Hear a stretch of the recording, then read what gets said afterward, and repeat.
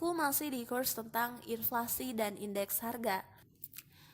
Oke, kita langsung aja bahas dari yang pertama itu tentang metode penghitungan indeks harga.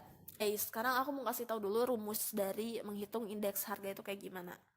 Bang, anyway, ya aku lupa belum bilang kalau kali ini kita bakalan bahas dulu tentang menentukan indeks harga tidak tertimbang.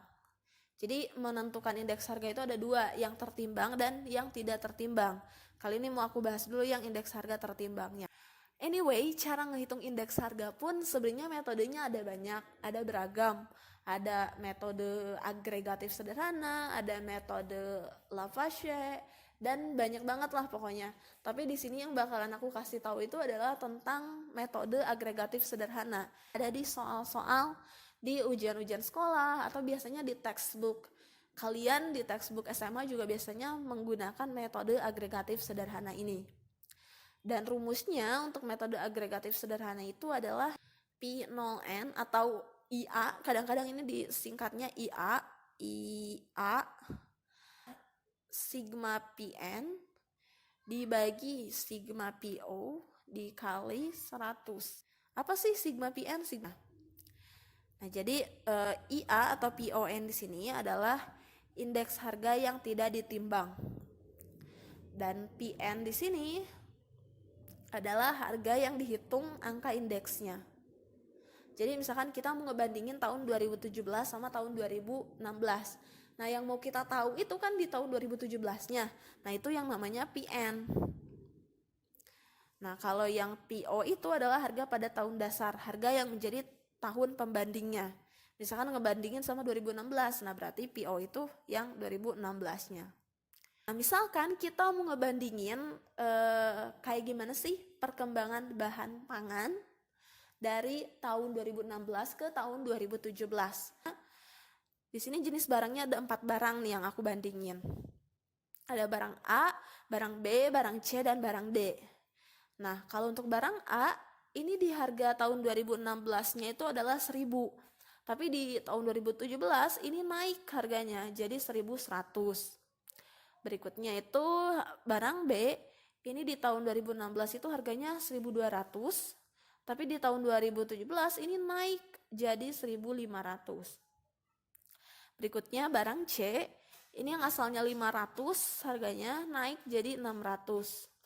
Dan di barang D, ini yang harganya 2017 turun ternyata kalau yang ini jadi 2.500. Nah, langkah pertama ketika kita dapat soal kayak gini, ini kan pasti nanti belum ada ya jumlahnya. Kita hitung dulu jumlahnya. Jumlah dari PO dan jumlah dari PN. Ini dijumlahin 1.000 tambah 1.200 tambah 1.500 tambah 2.700 itu adalah 5.400. Dan selanjutnya lakukan juga yang sama ke PN ini. 1.100 tambah 1.500 tambah 600 tambah 2.500 hasilnya 5.700. Ingat tadi rumusnya apa? Sigma PN dibagi sigma PO dikali 100. Ini caranya. Sigma PN itu kita dapat 5.700. Ini yang ini. Sigma PN-nya kita dapat 5.400. Ini. 5.700 dibagi 5.400 dikali 100. Hasilnya itu adalah 105,56%. Dan kalau indeks harga ini kita cuma lihat itu dari setelah 100-nya, presentasi setelah 100. Berarti dari data ini kita bisa lihat bahwa harga pangan dari tahun 2016 ke tahun 2017 ini ada terjadi peningkatan sebesar 5,56%.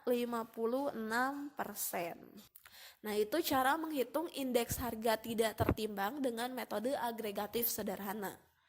Selanjutnya kita bahas tentang ini indeks harga yang tertimbangnya menggunakan metode agregatif sederhana.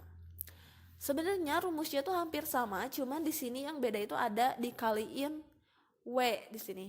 W itu adalah faktor penimbangnya, bisa kuantitas, bisa ukuran, pokoknya yang bisa jadi faktor yang ditimbangnya.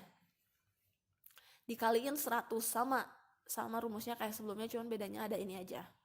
Kita masukin rumus-rumusnya ke sini. Nah, jadi misalkan ini harga di tahun 2016 dengan harga di tahun 2017. Ini kuantitasnya sama di 16 dan di 17 segini. Berarti tadi kan ada permintaan itu harus kita kaliin PN kali W dan PO kali W. Berarti di sini kita kaliin 1000 dikali 4, 4000. 1100 kali 4, 4400. 1200 kali 7, 8400. 1500 kali 7, 10500 dan seterusnya sampai bawah. Kita nemu hasilnya itu segini. Nah, berarti kita tinggal jumlahin, tinggal masukin ke rumus jumlah PO kali W dan jumlah PN kali W. Di sini kita nemu hasil PN kali W-nya itu 21.700. Masukin ke sini dikali PO kali W-nya itu 19.300. Masukin ke sini dikali 100. Nah, jadi di sini hasilnya segini, berarti kita bisa tahu kalau terjadi peningkatan sebesar 12,44% dari tahun 2016 ke tahun 2017 ketika ini tuh indeks harganya tertimbang kayak gitu. That's all, mungkin segitu dulu aja yang bisa aku jelasin tentang cara menghitung laju inflasi dan indeks harga. Semoga materi yang udah aku jelasin ini bisa kalian mengerti dan bisa kalian pahami, dan semoga juga berguna buat kalian ya materinya ini. Sampai jumpa di video